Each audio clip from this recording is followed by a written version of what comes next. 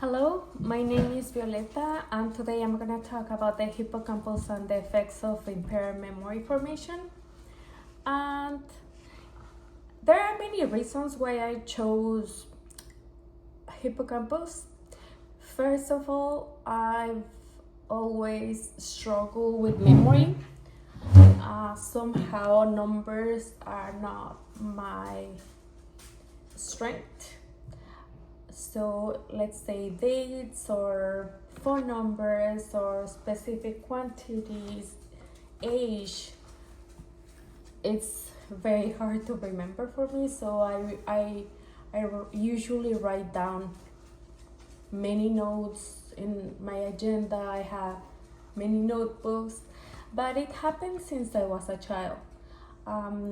In exams, I was never good at memorizing events about history or anything. I can kind of make connections to events, but if there were dates involved, I have to really work harder or relate it to something in order to make that connection. Now, learning more about the functions and the hippocampus made me understand more about it and wanted to know even more so I can understand myself and others. I thought it was just my genetics because my father also has a lot of problems with memory, and one of the main reasons was that my mom always complained about he never remembers it, he forgot about this. So I felt very related to him, and I felt kind of ashamed that I was very similar by forgetting even important things. But now I understand there are reasons behind it, and I hope I can make an improvement, and in my future profession I can help others understand about it. Well, first of all, the hippocampus is a vital part of memory and learning, and as an ECE working with mothers of young children, they usually complain a lot about their struggles with memory, and they apologize about it, which is nothing to be ashamed of, since it is very well there is research where maternity or after birth, women usually show a shrink in their hippocampus size because of the function of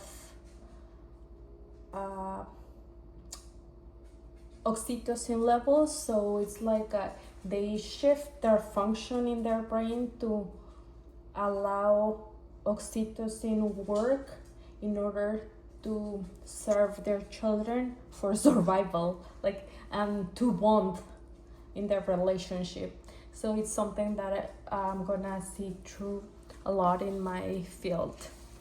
Also, I always thought that memory loss was only linked mostly to, well, I know Alzheimer and other kind of diseases, but there is also, of course, aging, but there are also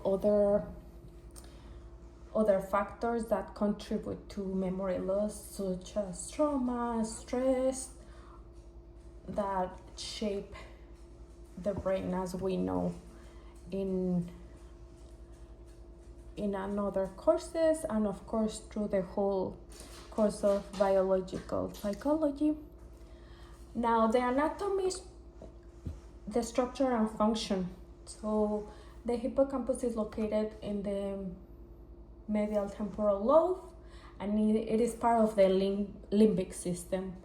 And we can see it has a curve shaped that resembles a seahorse, and it is conformed of gray matter tissue. The main function is to convert its main function is to convert short-term to long-term memory, and it also works with the amygdala or emotions, which is the limbic system, and as well as the prefrontal cortex, which allows us to make decisions. So if our memories are working through our experience, we can judge a new event, and we can make decisions because of those past experiences or knowledge. So let's say if we probably, it's just a very casual example. If I went shopping to a specific store and I got a large size blouse, I remember it was loose on me. So the next time I'm shopping in the same store, I know I need to downsize the item so I can make a better decision and have a better fitting in the item I'm buying. But that's because I have the memory. I remember that experience, and it's just I love shopping. That's what I brought it up, and it came to my mind.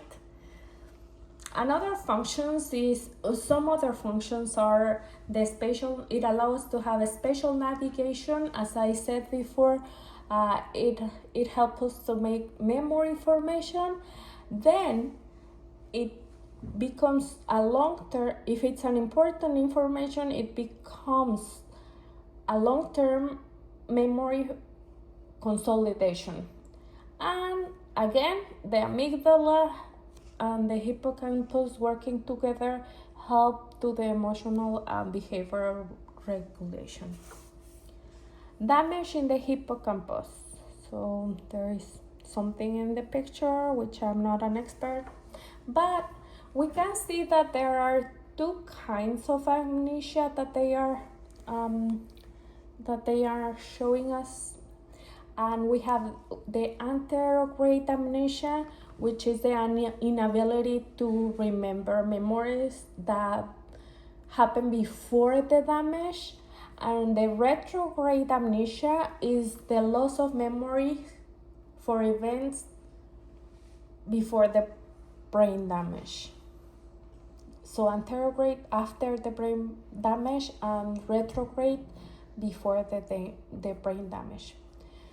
It also affects the working memory, and in long-term memory, it is related to lack of notion of time, loss of memory of events that happened a long time ago, repetition of the same story over and over, repetition of reading the same articles or magazines, and playing with the same games such as puzzles.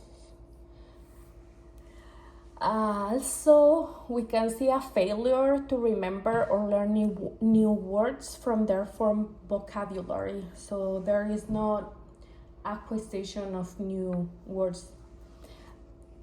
We also can see the case of Henry Molaison, that he had a surgery where they removed their hippocampus to treat epilepsy.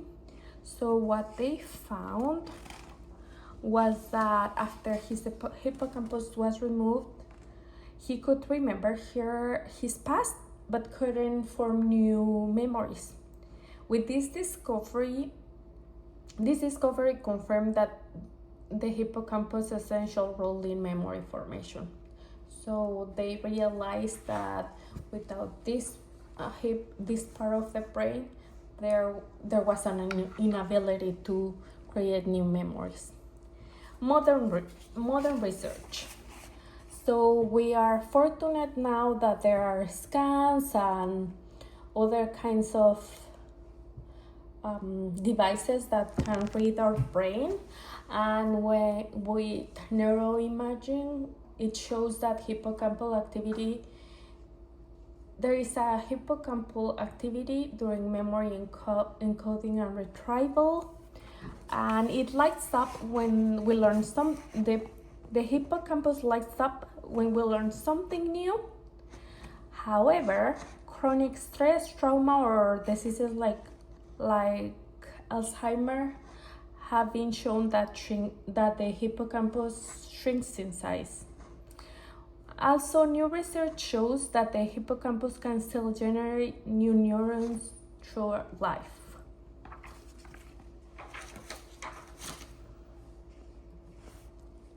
Now, what we can see in the relation with the psychological perspective, the behavior and cognition related to hippocampus, we can see that memory loss can have negative effects in identity and learning.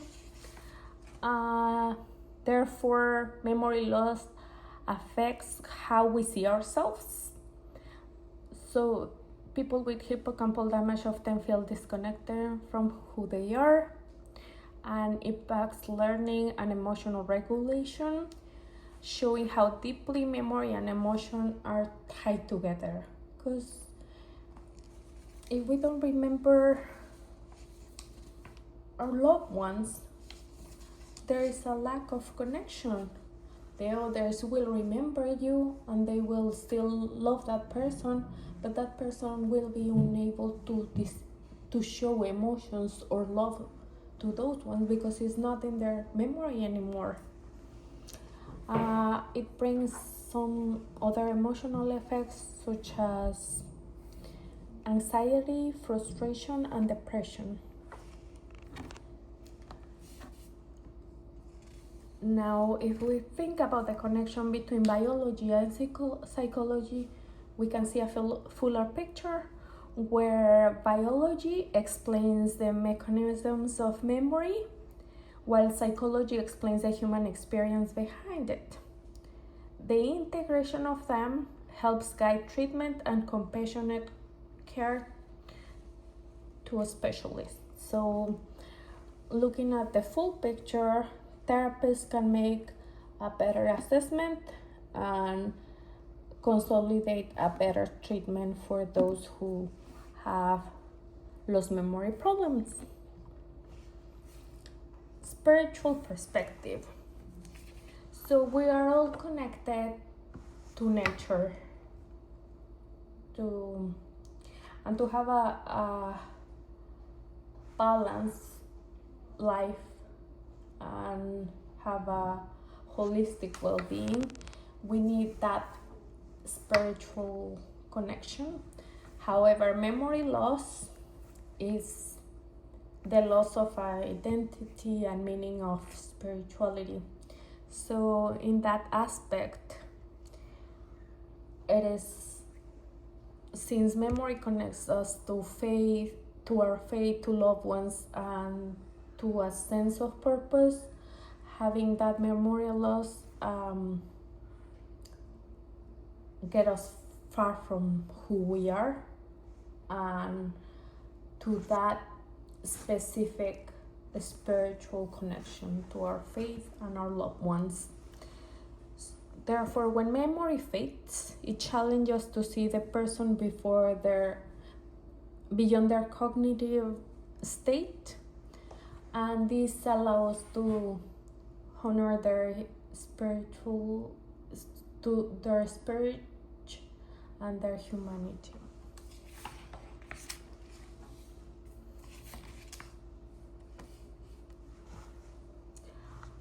On the other hand, future studies will explore how to protect and restore hippocampal health through lifestyle therapy and spiritual practices. That's what they have been promoting, especially whenever people go to the doctor and they have an assessment and they don't find anything wrong with, probably physically, they always advise to have stress regulation or find another type of escape from stress, such as a hobby, workout, massage, or meditation. to help our brain calm down.